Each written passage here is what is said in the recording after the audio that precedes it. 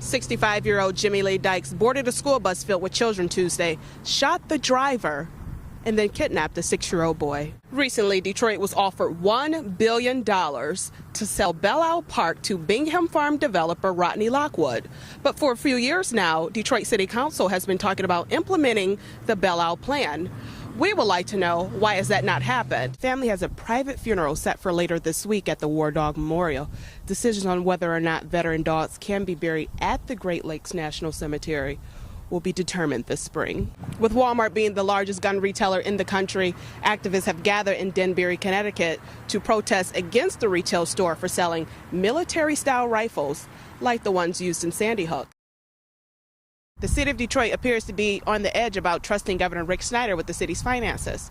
But Governor Rick Snyder says he's doing whatever is necessary to get Detroit back to the city it financially used to be. That may be why Governor Rick Snyder and Treasurer Andy Dillon have been meeting with Detroit city leaders to get them on board with the decision to appoint an emergency financial manager. Treasurer Andy Dillon hosted the latest meeting Friday afternoon, and Reverend Burkham Marks, the attorney for the Baptist pastors, was invited but sent a representative to the meeting, which he says did not deliver what they were looking for. The general consensus was there was not a tremendous amount of information, especially when it comes to who the governor will name Detroit's emergency financial manager, a decision that the state insists has not been made, but insiders say the governor knows exactly who he's going to appoint. Building that trust relationship absolutely requires information sharing. Reverend Charles Williams of the Action National Network was also invited to the meeting, but he said no thanks. Democracy is not for sale. It's not for sale in Detroit. It's not for sale in Pontiac, Flint. It's worked for hundreds of years, and I don't understand why it doesn't work now. But at the end of the day, Reverend Marks says the question of whether an EM is right for Detroit boils down to one thing, and that's improving the quality of life in Detroit. Governor Snyder will announce the emergency manager Tuesday morning, but until then, Detroit can do nothing but prepare for a hopeful change.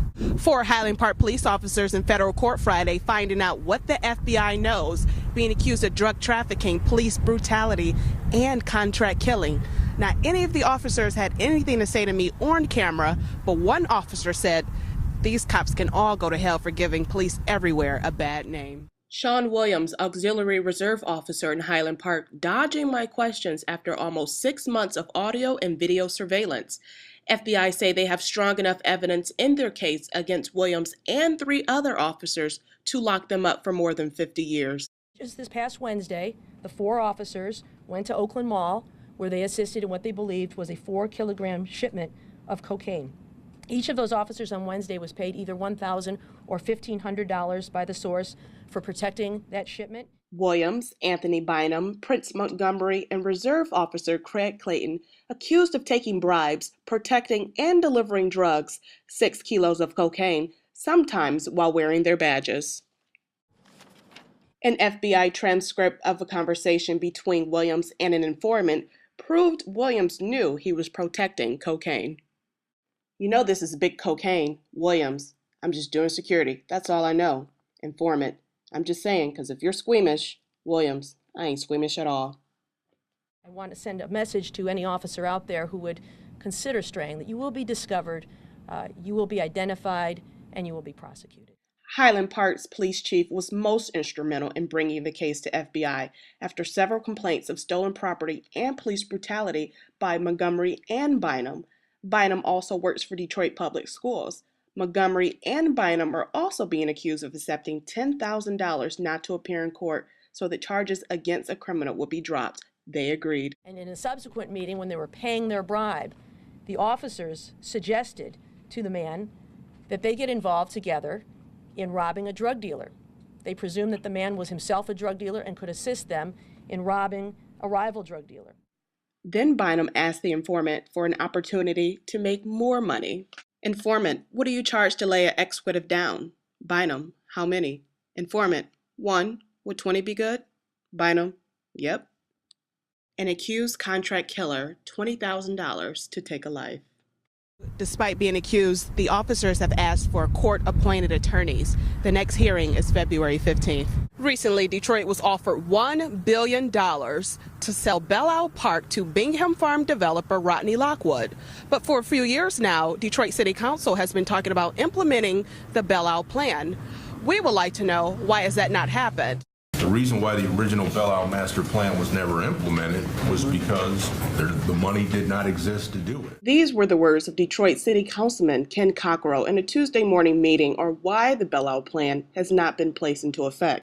I know that there are a lot of people who are largely disappointed. Disappointed because to many, the plan seemed like a no-brainer. The state would lease the park for 10 years at a time, take over maintenance, and save Detroit over $6 million annually. But the Detroit City Council decided not to put it on the table last Tuesday, and the state pulled the offer. What happened last Tuesday was not the end of the Belle Isle discussion. Really, it's the beginning of the Belle Isle discussion. City Councilwoman Joanne Watson is taking the lead. Tuesday, she'll introduce a resolution to begin the implementation of the Belle Isle Master Plan, which called for the city to charge $3 per vehicle or a $20 yearly fee, available to anyone who wants to enjoy the island. That's a plan City Council President Charles Pugh is ready to support. If a fee was going to be charged anyway for Belle Isle in the state's plan, then why not charge the fee ourselves? Plus, Pugh wants to explore public-private partnerships and create an enterprise fund so that every dollar that the city makes off Belle Isle events, like the Grand Prix or the boat race, will only be used to maintain and upgrade the island. These are not pie-in-the-sky ideas. These are practical, doable things that we can do ourselves. Belle Isle is known as the city of Detroit's jewel. So why did it take so long to do this after the plan was created in 2005? I mean, I think that's a question for Mayor Bain.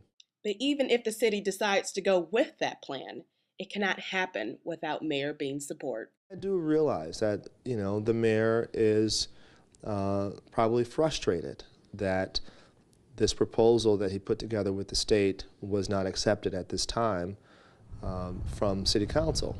But the reality is, we can look at variations. We didn't just say no with no alternative.